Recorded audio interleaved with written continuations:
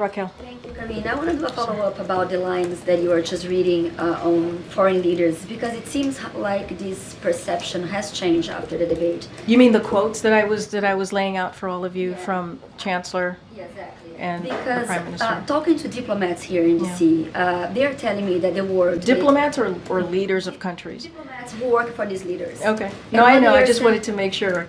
Yeah, I mean, I was they're talking about the representing their leaders. countries No, I here. hear you, but I'm talking about the leaders who have been on the record. Yeah, but after the debate, what they're Yeah. saying that after the debate, allied countries are worried about the future of the U.S.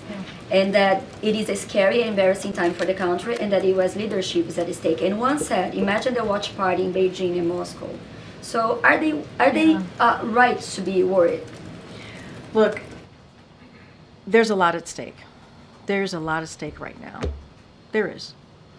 And I think that's why the president fights day in and day out on behalf of the American people. I got to be careful because you're kind of, they're worried about, I'm assuming, the election and what's going to happen. So I don't want to speak to that. But what I can say more broadly, there is a lot at stake.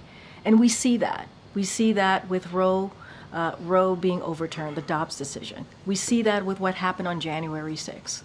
Our democracy and freedoms are at stake. And not only do diplomats and world leaders care about that, Americans here at home care about that. That is something that they worry about. And that is something that the president's going to continue to fight for.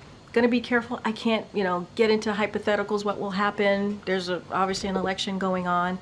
But there is indeed a lot at stake, and we talk about this all the time. Democracy, freedoms, a woman's right to choose. That is important. That is important to fight for. And what Republicans are trying to do, extreme Republicans in Congress are trying to do, put 3 national bans on abortion.